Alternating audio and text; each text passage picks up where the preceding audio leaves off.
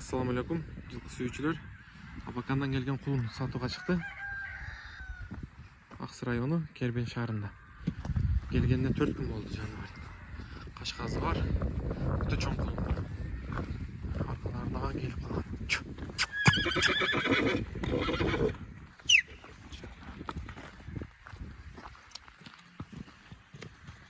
Келип көрсөңөр да болот. Булар ноктого жаңы эле түштү. Ошо ноктого жакшы көрмөгөн. Uzunluktарын карагыла. Доставкалар болот. Кыргызстан ичи, коңшу өлкөлөргө да бар.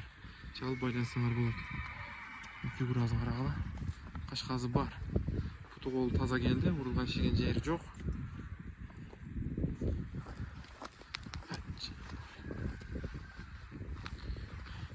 Айдын uzunluктарын карагыла. Атасынын бою 178 см. Сүрөттөрү дагы бар. Акчасына келсек, акчасы $2200 чалып байлансаңар болот.